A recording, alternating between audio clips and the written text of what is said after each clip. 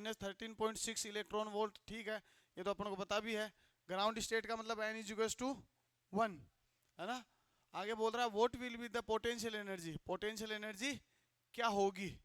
Potential energy जो होती है बेटा क्या हो जाएगी, उतनी होगी, लेकिन किस में आ जाएगी, क्योंकि एक्चुअल में जो पोटेंशियल एनर्जी होती है वो किस में होती है, नेगेटिव में। उसने खुद ने नेगेटिव में दी है, तो नेगेटिव नेगेटिव क्या हो जाएगा, कहाँ है ऑप्शन ढूंढो दिखे ऐसा। अच्छा इसने तो डायरेक्ट आंसर ही दे दिया क्या, द ग्राउंड स्टेट एनर्जी, ये दोनों बता दी बेटा इसने तो।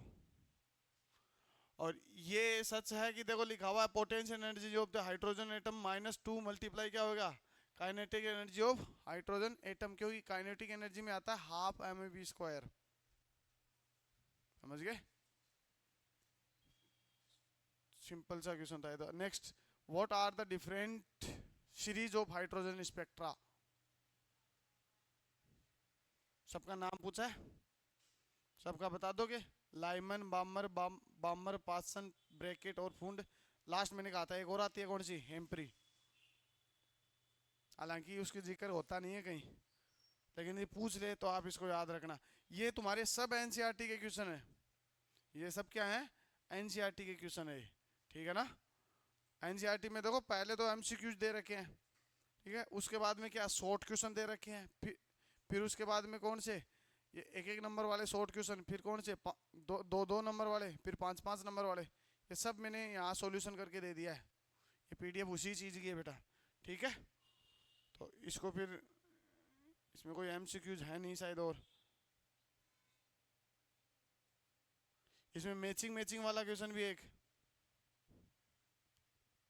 ये आया हुआ क्वेश्चन है, एक बार एज इट इज उठा के दिया था ऐसा का ऐसा। उसने कहा था मैच द कॉलम, कौन सी लाइन कौन से रीजन में बढ़ेगी, सीधा सीधा। अब उसमें पता है सबसे प्लस पॉइंट क्या है, तुम्हें एक भी आता है ना तो सब मिल जाएंगे। इसमें ऑप्शन नहीं दे रखे नीचे, वहां ऑप्शन आया था, जैसे सपोज दैट ये ABCD first, second, third, fourth. Lyman कौन से में जाता है, अल्ट्रावायलेट, तो फर्स्ट किस में जाएगा, बी किस में जाएगा, बामर किस में जाता है, विजिबल, कौन सा है, फर्स्ट।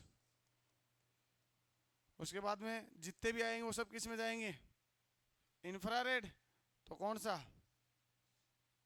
सी सेकंड और डी बी।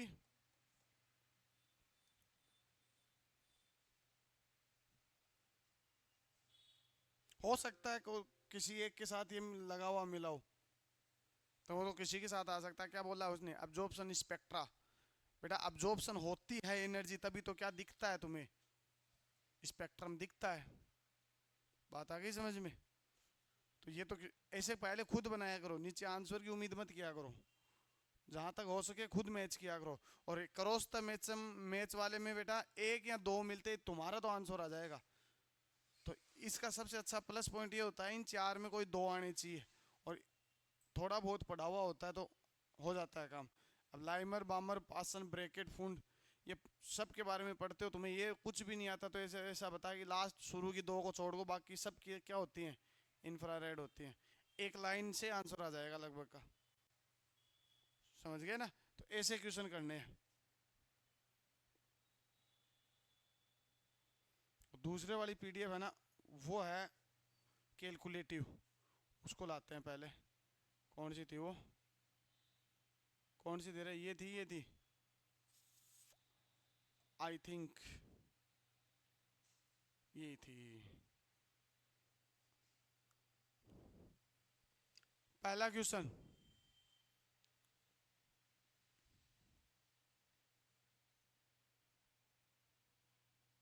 पहला और दूसरा साथ ले लेते हैं ना।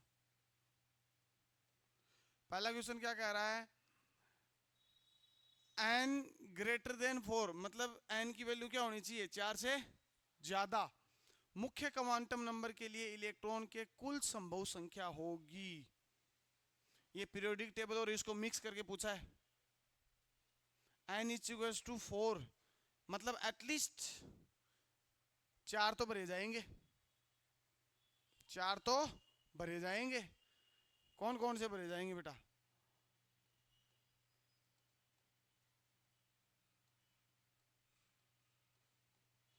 3p6, उसके बाद में आता है 4s 2 3d, काउंटिंग करो कितने हो गए? 30 और 6 मुख्य क्वांटम नंबर के लिए इलेक्ट्रॉन के कुल संभव संख्या होगी 2n² होती है बेटा, डायरेक्ट वैसे भी निकाल सकते हो। n की वैल्यू कितनी? n की वैल्यू कितनी दी उसने? 4p वाला भी आएगा बेटा इसमें, लेकिन अपन डायरेक्ट फॉर्मूले से निकालते हैं। इसमें मैं क्वांटम नंबर पढ़ाऊंगा तब आएगा ये क्वेश्चन। क्या आता है? 2n², ठीक है। n की वैल्यू कितनी? तो 4 चौक multiply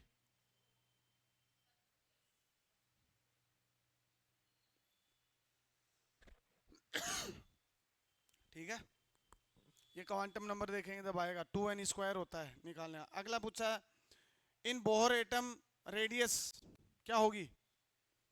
ratio number of cell जो होती है उसके कैसे, उस पर कैसे डिपेंड करती है? याद करो फॉर्मूला।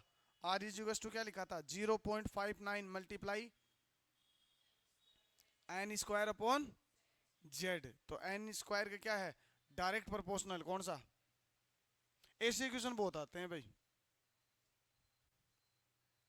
सिंपल सा क्वेश्चन है। इसका सबसे प्लस पॉइंट ये है, या तो आएगा तो आएगा, नहीं आएगा तुम कितना ही माथा मार लो लास्ट तक नहीं आए। कोई कैलकुलेशन वाला हो तो आदमी इधर उधर कैलकुलेशन बैठाए, इसमें क्या कैलकुलेशन बैठाओगे बताओ? बात आई समझ में? तो याद रखना दो ही फॉर्मूले हैं अपने लिए ऐसे, एक तो एनर्जी वाला और एक और रेडियस वाला। तुम यदि वहां जाओगे नीट वगैरह में तो वहां बढ़ जाते हैं बेटा, टाइम पीरियड का भी आ जाता है, फ्रीक्वेंसी का भी आ जाता है, हालांकि मुश्किल कोई सा ही नहीं है। वहां क्या होता है? 2π/r/v हो जाएगा। जब टाइम पीरियड निकालते हैं ना तो वहां जा होता है 2πr/v, r और v निकालना होगा बस। एनर्जी से v भी आ जाता है, हाफ mv² वाले फॉर्मूले से। लेकिन इतना अपने को करना ही क्यों, मैं बस आइडिया दे रहा हूं तुम्हें। नेक्स्ट क्वेश्चन, थर्ड नंबर क्या कह रहा है?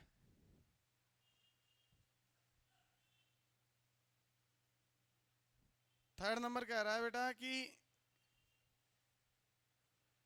nth ऑर्बिटल की ऊर्जा ये है, मानना है उसने ऐसा।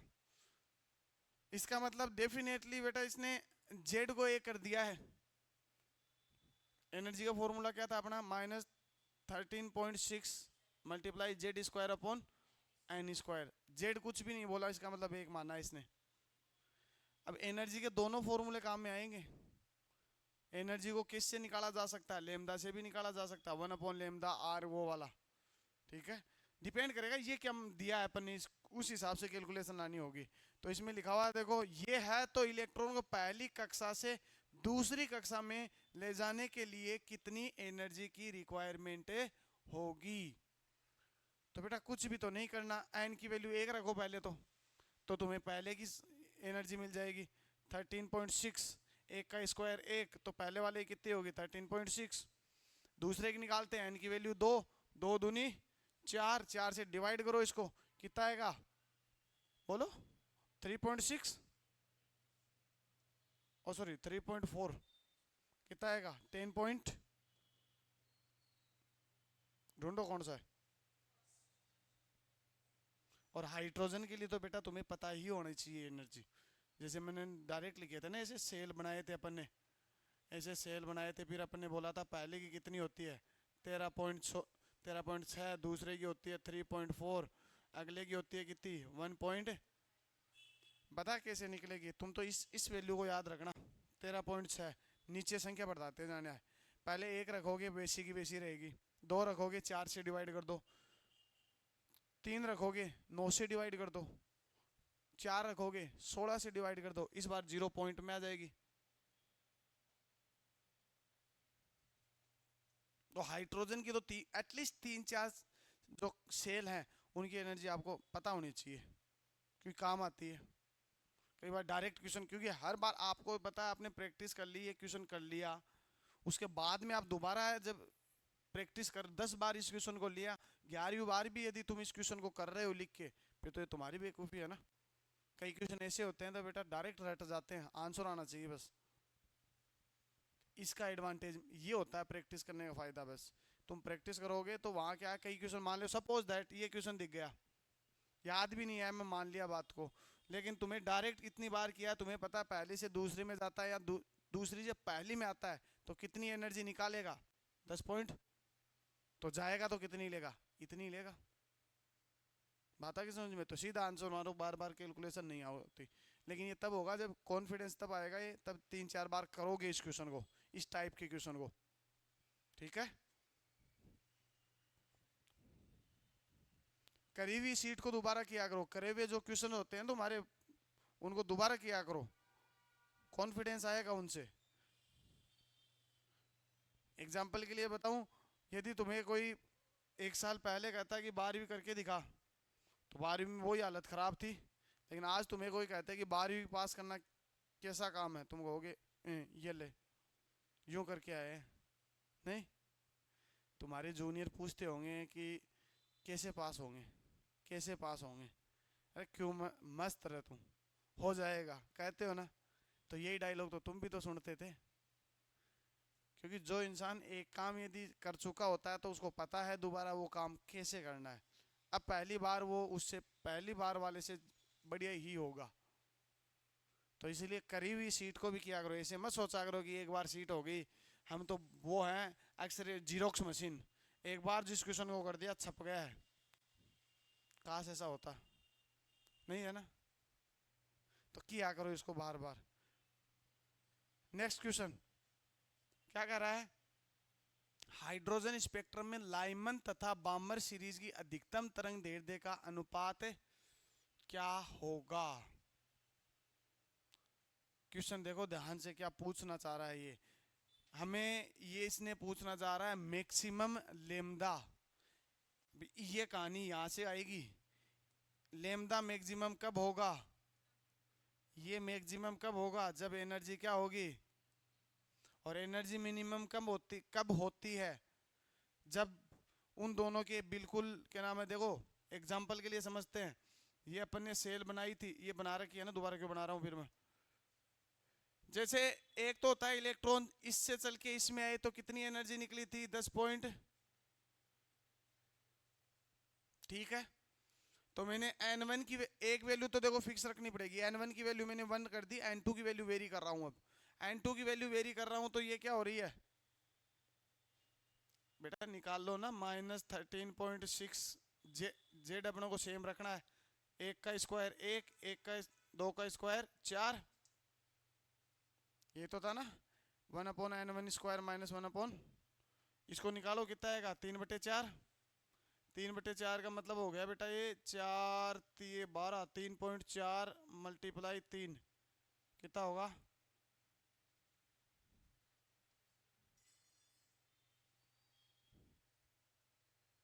सही है।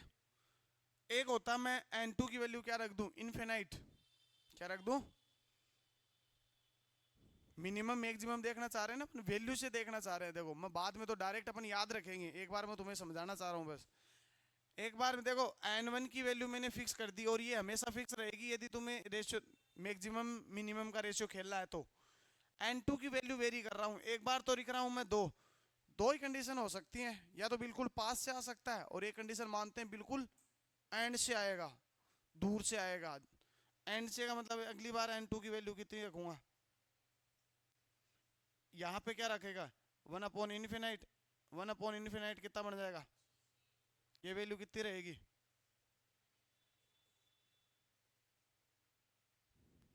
खुद बता दो मेरे को कौन सी एनर्जी ज्यादा है। इन्फिनाइट वाली ज्यादा है कि ये वाली ज्यादा है? इन्फिनाइट वाली ज्यादा है ना। 13 वैल्यू देखो 13.6 या 10.2, कौन सी वैल्यू ज्यादा है? मतलब इन्फिनाइट से इलेक्ट्रॉन चल के पहली कक्षा में आएगा या किसी भी कक्षा में आएगा, उसकी तुलना में यदि इलेक्ट्रॉन पास वाली कक्षा से आता है तो एनर्जी इनफाइनाइट वाली ज्यादा होती है बजाय आसपास वाले ट्रांजिशन से। सही बात है।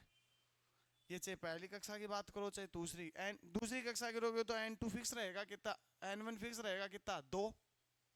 यदि मैं कह रहा हूं कि दूसरी कक्षा तो n1 की वैल्यू 2 क्या हो जाएगी, फिक्स हो जाएगी। इस बार n2 की वैल्यू यहाँ 3 आएगी एक बार, और एक बार क्या आएगी, इनफिनाइट। ये तो आएगी ना। तो ऐसा मान के चलते, ऐसा कहते हैं कि जब एकदम बिल्कुल पास वाला ट्रांजिशन होता है तो एनर्जी जो अपन को मिलती है वो मिलती है मिनिमम। क्या मिलती है? और यदि इलेक्ट्रॉन का ट्रांजिशन होता है इनफिनाइट से उस सेल में तो अपन को एनर्जी क्या मिलती है, मैक्सिमम। क्या मिलती है? उल्टा कर दो किसका, उल्टा किसको कर दो, वेवलेंथ का। किसका कर दो बेटा? तो निकालें। अब इसने क्या कहा था, लाइमन। लाइमन सीरीज कब बनती है? जब कोई कहां से आए, पहली कक्षा में आए। उसने पूछा है अधिकतम तरंग दैर्ध्य लैम्डा मैक्सिमम, इसका मतलब कौन सी से आया होगा, बिल्कुल पास वाली से। तो लैम्डा मैक्सिमम मैं यहां लिख रहा हूं, देखो लैम्डा मैक्सिमम किसके लिए, लैम्डा मैक्सिमम किसके लिए, लाइमन के लिए निकालें पहले। तो लाइमन वाली नीचे आएगी बेटा, क्योंकि 1/लैम्डा होता है ना। तुम्हारी मर्जी है बेटा कैसे भी निकाल लो, ले चलो ऊपर लिख लेते हैं। एक बार लैम्डा मैक्सिमम किसका निकालेंगे, लाइमन का निकालेंगे। एक बार किसका निकालेंगे, बामर का।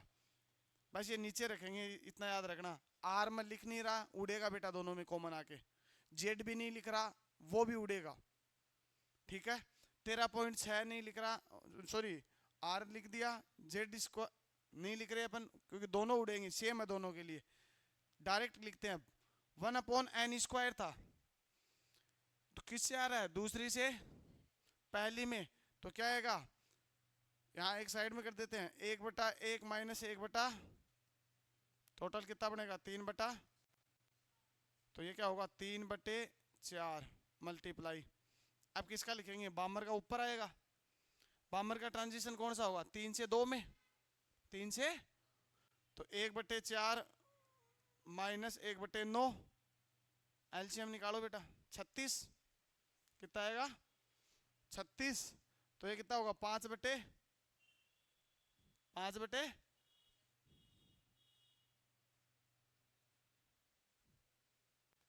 काट दो, कितना होगा 5/27। कितना होगा, समझ में आया ना कैसे किया भाई।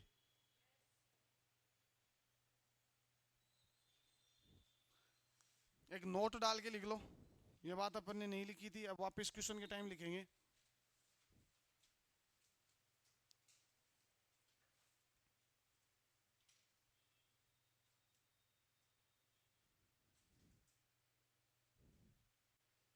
इस वाली बात को लिखेंगे अपन जो अभी समझाई मैंने इसको, कि लेमदा मैक्सिमम। नहीं ऐसे लिखो तुम, यहाँ मैं प्लस कर लेता हूँ स्लाइड। यहाँ पे ऐसे लिखो तुम, for E maximum. E maximum का मतलब है बेटा एनर्जी मैक्सिमम। ई मैक्सिमम कब होगी, जब ट्रांजिशन कहाँ से होगा, n2 की वैल्यू क्या होगी, इनफिनाइट, और n1 की वैल्यू क्या होगी, जो भी तुम मान के चलो 1 2 3 4 5, जिस भी सेल की तुम बात कर रहे हो, जिस भी सेल की तुम बात कर रहे हो। लाइमन की बात करोगे तो n1 की वैल्यू कितनी 1, बामर की 2, पासन 3, या फिर वो चल के बोल देगा पहली कक्षा के लिए दूसरी कक्षा के लिए। और ऐसा भी बोल सकता है फर्स्ट एक्साइटेड स्टेट।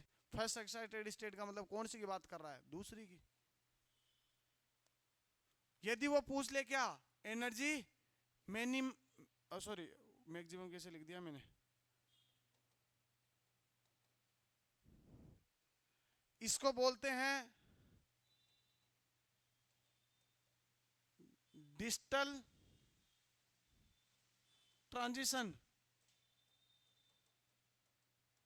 इलेक्ट्रॉन का जो ट्रांजिशन हो रहा है वो क्या हो रहा है, दूर से।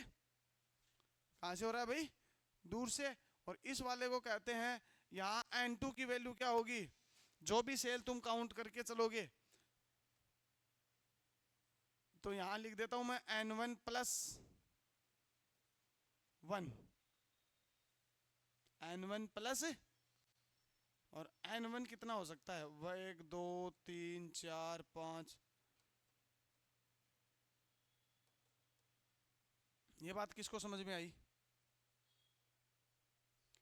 देखो N1 की वैल्यू जो तुम लिखोगे 1 2 3 4 5, वो डिपेंड करेगा उसने क्या मांगा है।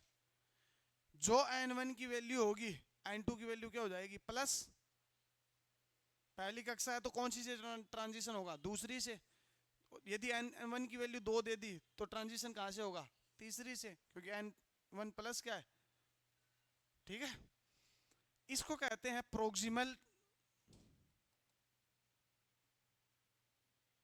प्रोक्सिमल ट्रांजिशन, क्या कहते हैं, नियरेस्ट ट्रांजिशन।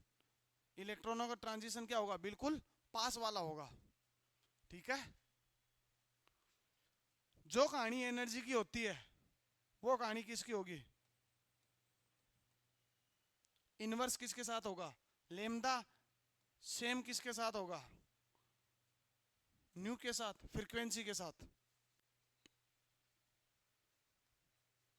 ये 2 पॉइंट लिख दो बेटा, ये पहला लेमदा मिनिमम, ये दूसरा मैक्सिमम, दूसरा मिनिमम, और तीसरा कौन सा। अब किसी का भी पूछ ले, चाहे लेमदा मिनिमम पूछ ले, लेमदा मैक्सिमम पूछ ले, या फ्रीक्वेंसी मिनिमम पूछ ले, फ्रीक्वेंसी मैक्सिमम पूछ ले।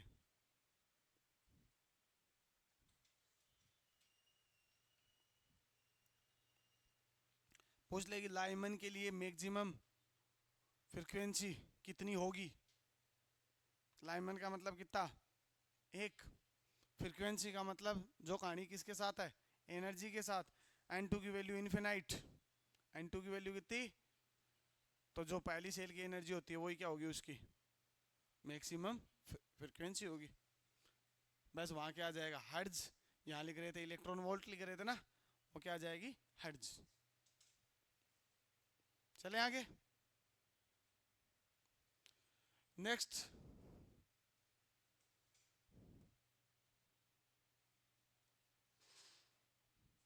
अब ऐसे ही क्वेश्चन देखने को मिलेंगे। देखो बेटा क्या कह रहा है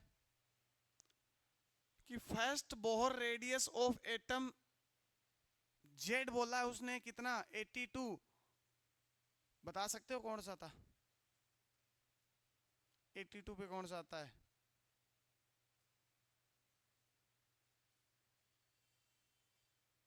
जोर से बोल, बिल्कुल सच बोला है, सही बोला है तूने। पीबी। तो घबरा क्यों रही है, जब इतना विश्वास है खुद के ऊपर, जोर से बोलना। ड्री ड्री,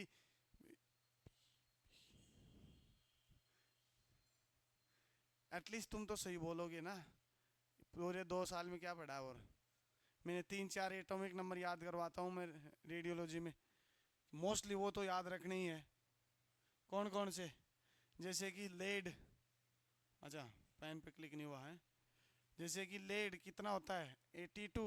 टंगस्टन जैसे कितना, 74। कौन सा, मोलिब्डेनम 42।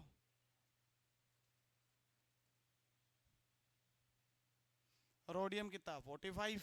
कार्बन 6। आयोडीन कितना, 56। और आयोडीन 56 नहीं बेटा, 55। 55 54 53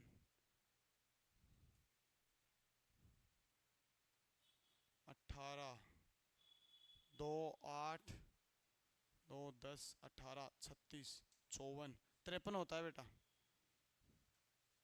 आयोडीन का कितना, 53, क्योंकि इनर्ट गैस का कितना होता है, 2 10 18 36 54 86 118, ये होगा ना। अरे मैं क्या बोल रहा हूँ समझ तो आ रही है क्या, कि मास्टर पता नहीं कौन सा एंटीना पकड़ गए थे आज। मेरा कोई सा ही नहीं पकड़ा, तुम्हारा गलत पकड़ रहा है। पीरियोडिक टेबल में बात करी थी कि इनको याद रखना है, उसके रेफरेंस में निकालेंगे। हाँ तो ये इसने क्या कहा है, ये तो बस जनरल क्वेश्चन पूछ लिया, नहीं पता होता फिर 82 पे क्या होता है तो भी ये सवाल तो सोल्व होगा। यदि तुम्हें नहीं पता कि 82 पे कौन सा आता है तभी भी ये सवाल तो सोल्व होगा।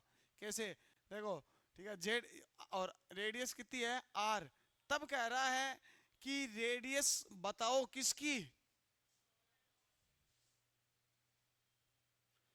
अब तो जेड ना देता तो भी काम चल गया, क्योंकि जेड तो जेड से उड़ेगा। अब निकालो रेडियस,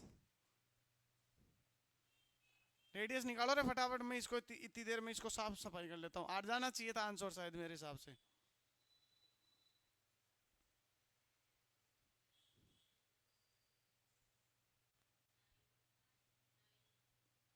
बिल्कुल सही आंसर है। समझ में आ गया कैसे निकाला करवाऊं, है भाई। देखो क्या बोला उसने, रेडियस चाहिए थी ना उसको। आपको पता है डायरेक्ट दिख रहा है, वैल्यू याद नहीं रखनी, जेड भी नहीं याद रखना, ठीक है, क्योंकि जेड उड़ेगा, एक दूसरे का रेशियो पूछा है उसने। तो मान के चलते हैं फर्स्ट की पूछी है, ये क्या होती है डायरेक्ट एन स्क्वायर, क्या होती है एन स्क्वायर, कितना होगा R2 की वैल्यू कितनी कितनी होगी बेटा, तीसरी की पूछी ना,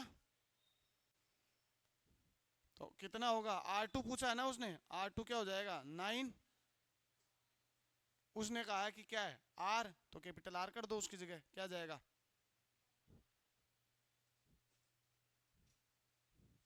ये कैलकुलेशन लाओगे ना बार बार तो बिना पेन चलाए भी ऐसे क्वेश्चन सोल्व हो जाने चाहिए, और होने भी चाहिए भाई, क्योंकि जो प्रैक्टिस करिए फिर उसका फायदा क्या है। बेटा क्या कलाकारी दिखा रही है तू उस पे,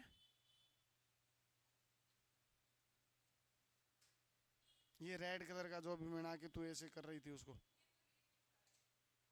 अच्छा टेबल बेटा कॉपी किताब रखने के लिए है, सॉल्यूशन के लिए नहीं है, ये कॉप रफ नहीं है तेरे पास, तो एक पेज ले ले किसी पड़ोसी से।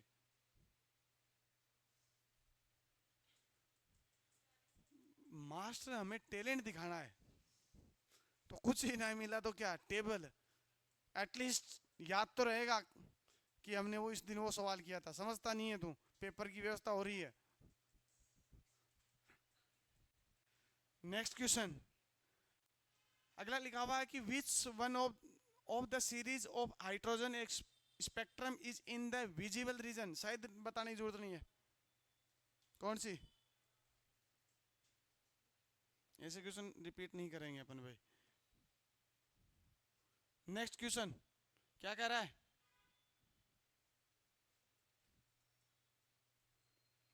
ये कह रहा है in an electron hydrogen atom jump from N orbital level 3 to level कहा कह रहे 2 में, तीसरे में कहा आ रहा है दूसरे में, the emit radiation has a frequency, 1/λ निकाल लो ना, वही क्या है फ्रीक्वेंसी होगी, तो या तो न्यू लिख लो या बराबर कर दो 1/λ। अब लिख लो आगे वैल्यू कितना था आर, आर के पदों में दिया है, कितना अच्छा आदमी है नहीं, या एनर्जी निकाल लो, Hc/λ से निकल जाएगा, तुम्हारी मर्जी है जैसा निकालना चाहो। चलो अपन निकालते हैं एक बार, क्या बात है, सही आंसर है।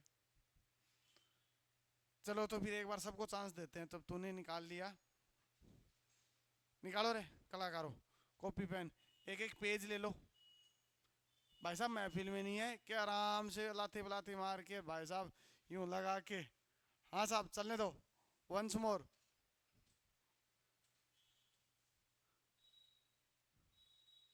कईयों को मौत सी आ जाती है कॉपी खोलते करने, हाथ पैर नहीं लाने पड़ जाए बस, बाकी सब ठीक है। ऐसे नहीं होता ना यार।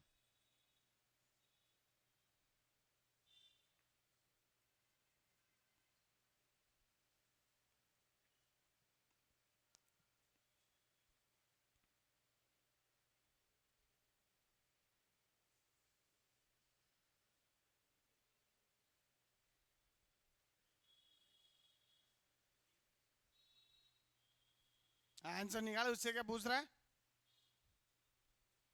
बातें करने लग गया ना लगे।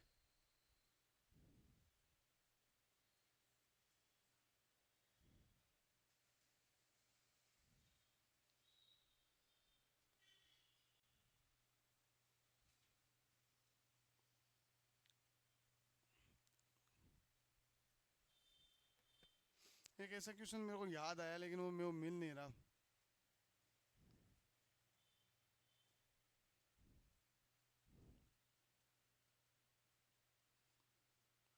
एक क्वेश्चन लिखो तुम।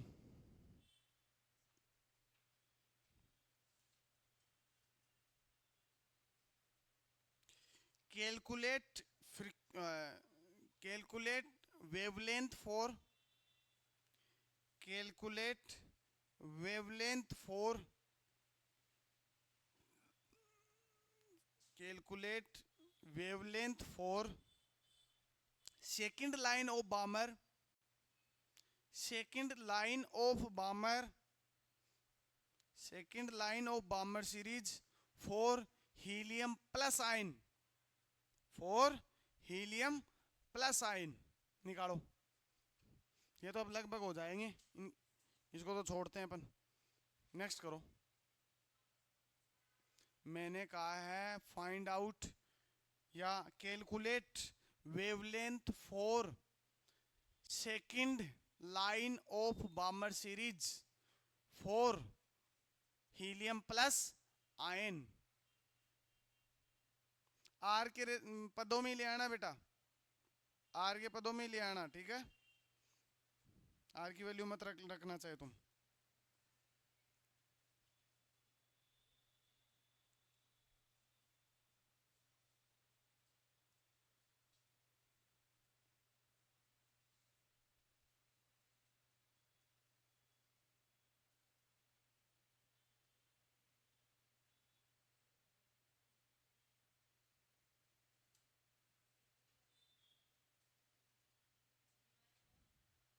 हम्म, बोलना मत, बोलना मत।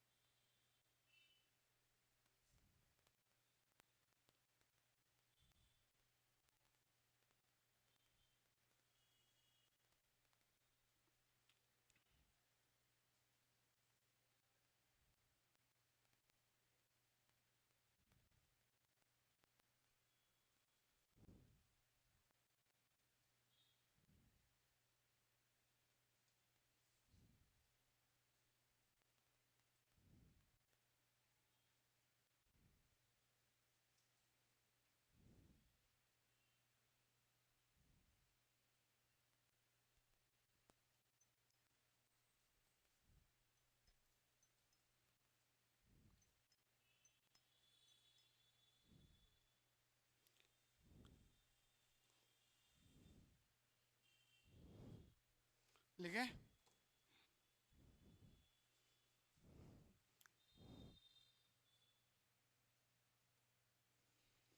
अभी कौन सा क्वेश्चन बोला था मैंने कहा था कैलकुलेट द वेवलेंथ। वेवलेंथ का मतलब क्या पूछा उसने? लेमदा किसके लिए? बॉमर के लिए। लाइन बना लेते हैं ना। एन इक्वल्स टू कितना? 1 2 3। क्या कह रहा है वो? पहली लाइन किसके लिए होती है भाई? ये लाइनमैन के लिए। उसने किसके लिए पूछा? बॉमर के लिए। बॉमर में कौन कौन सी? पहली लाइन तो ये बनेगी, ये दूसरी बनेगी, ये तीसरी बनेगी, ऐसे चौथी पांचवी।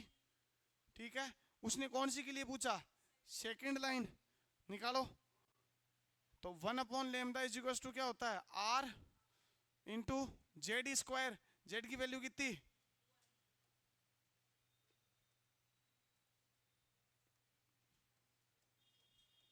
1। 1 कैसे रे? हाँ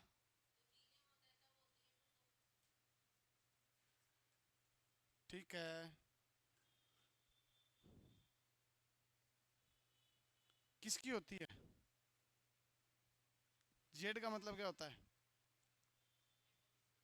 एटम के नंबर।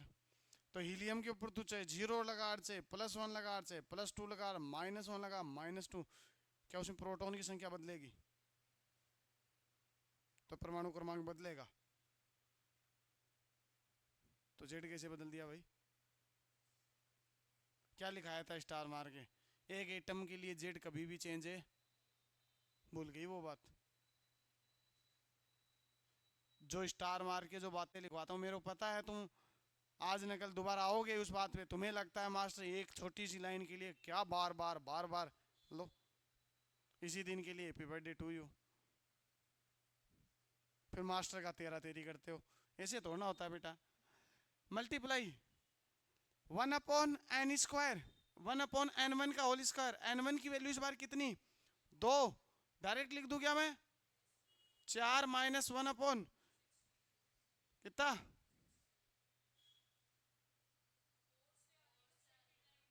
अच्छा सेकंड लाइन। Okay okay. एक जादू दिखाऊं? देखो एलसीएम लेने की जरूरत नहीं है, एक जादू दिखा देता हूँ। कैसे देखना? r × 4 मल्टीप्लाई एक 1/4 1 - 1/4। किस किस को समझ में आया मैंने क्या किया?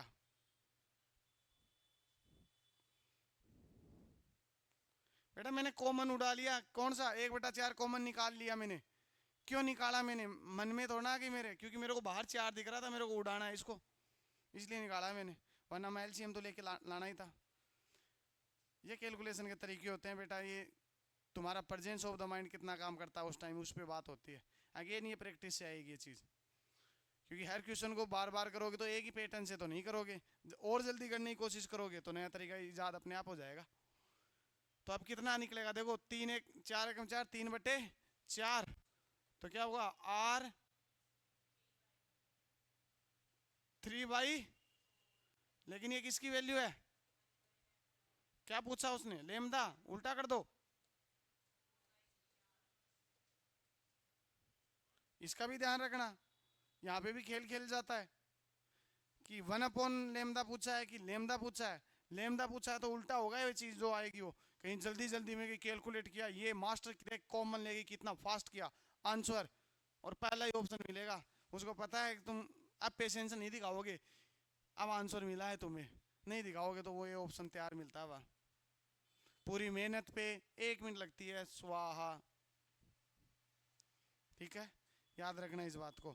नेक्स्ट, अब अगली लिखो बेटा, डी ब्रोगली हाइपोथेसिस।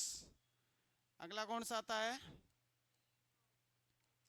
कुछ नहीं, एक छोटा सा कंसेप्ट है, बता देते हैं। डी ब्रोगली हाइपोथेसिस, परिकल्पना। क्या कहा था डी ब्रोगली ने? तो डी ब्रोगली ने क्या कहा? उसने इलेक्ट्रॉन, उसने कहा था ना कि चारों तरफ चक्कर लगाते हैं, उनका कोणीय संवेग होता है बेटा, लीनियर मूवमेंट। वहां कोणीय संवेग की बात उसने कर दी, लीनियर मोमेंटम बताता है। किसका? जो उसने कहा कि तुम फ्रीक्वेंसी निकालोगे तो वो कैसे निकालोगे, तो लेमदा इज इक्वल टू होगा एच अपॉन पी। पी की वैल्यू चेंज करके लाओ भाई। लेमदा इज इक्वल टू क्या, एच पी, क्या लीनियर, क्या है linear momentum. P is equal to क्या होता है, कौन देखिए संवेग बोलते हैं ना, एम वी, यही होता है भाई। एक कैलकुलेशन, एक कलाकारी और दिखा रहा हूं देखना, एच अपॉन 2m के ई का रूट। किस किस को समझ में आई ये बात, कैसे निकलेगी बेटा। देखो काइनेटिक एनर्जी इक्वल्स टू क्या होता है, क्या मांगा उसने, एमवी मांगा ना। कुछ भी नहीं कर रहा मैं, ध्यान से देखना, ऊपर नीचे किससे क्या, किससे गुणा कर रहा हूं मैं, एम से गुणा कर रहा हूं। ध्यान से देखना मैं क्या कर रहा हूं, मैं ऊपर नीचे सिर्फ और सिर्फ एम से गुणा कर रहा हूं। ये एम तो चला गया इसके बगल में, क्या चला गया इसके, तो ये क्या बन जाएगा, काइनेटिक एनर्जी इनटू मास। ये क्या रह जाएगा, एम स्क्वायर वी स्क्वायर, ऐसा लिख लूं, किसी को कोई एतराज, half P square, P G two क्या होता है, M V, kinetic energy multiply, मेरे को क्या चाहिए, पी की जगह मैं ऐसा भी तो लिख सकता हूं, इस दो को इधर भेज दो, क्या बनेगा 2 kinetic energy into M. P चाहिए तो इसका क्या लगेगा, ठीक है। काइनेटिक एनर्जी जो होती है वो एक और फॉर्म में आती है, H upon 2 M Q V का रूट।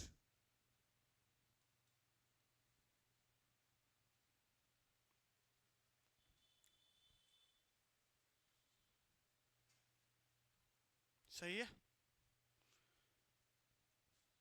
तुम्हें जो याद करना है वो देखो डायरेक्ट याद करना होगा, कुछ पार्टिकल्स के लिए अपन निकालेंगे वैल्यू किसकी, डी ब्रोगली वेवलेंथ की, डी ब्रोगली वेवलेंथ की। कैसे निकलेगी, मैं निकालना चाहता हूं फॉर इलेक्ट्रॉन, पहला किसके लिए,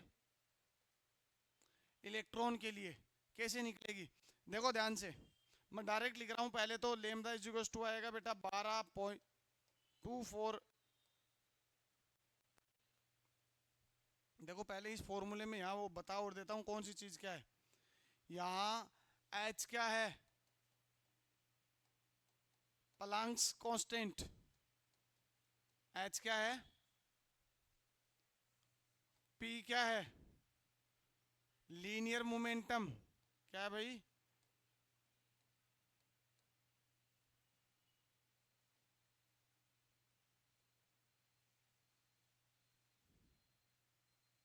कुछ ज्यादा ही एम लग गए ना।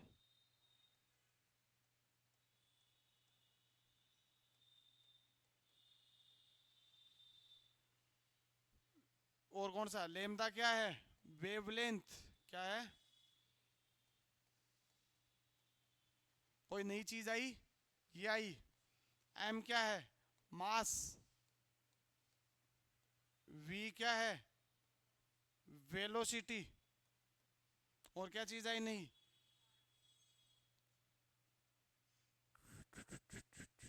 ये कहीं कोने में लिख लेना बेटा, ये क्या है तुम्हारे, कैसे आया वो फॉर्मूला, इससे ये कैसे बना उसके लिए है ये काइनेट, ये क्या है,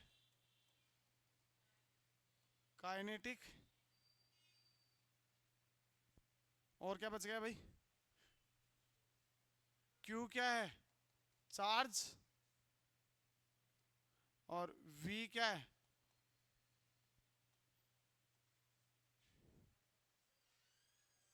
वोल्टेज। ठीक है, अरे सर आ गए, बहुत बढ़िया। सर वैल्यू बता दो वैसे एक, किसके लिए, अल्फा के लिए, अल्फा और प्रोटॉन के लिए, 0.101 है ना। चलो बहुत बढ़िया, मैं भूल गया था, मैं आप दिख गए तो। देखो कहाँ से आएगी, एच की वैल्यू क्या है, फिक्स है, 6.64 इंटू 10⁻⁻19 और sorry -34 joule into second. Two constant, M क्या है, मास कांस्टेंट, अल्फा का फिक्स होगा, इलेक्ट्रॉन का फिक्स होगा, प्रोटॉन का फिक्स होगा। तुम्हें से प्रोटॉन का निकाल के लाना बेटा कल, ठीक है। कौन सी वैल्यू बची, एक क्यू भी फिक्स, चार्ज भी तो फिक्स है एक के लिए, कितना 1.6 इंटू 10⁻⁻19। किसकी वैल्यू बची, वोल्टेज। तो बेटा वो वोल्टेज की वैल्यू देता है, फिर वो पूछता है कि इसके लिए लेमदा कितनी आएगी इलेक्ट्रॉन के लिए। तुम्हें लगता है कि एक एक वैल्यू देने की वजह से इसमें लेमदा कैसे निकाला जा सकता है, ऐसे निकलेगा डायरेक्ट। ये डायरेक्ट ये फॉर्मूले याद रखेंगे अपन, ठीक है, इसकी तरफ नहीं आएंगे अब, लिख दो, ठीक है। बाकी बातें करेंगे अगली क्लास में। प्रोटॉन के लिए निकाल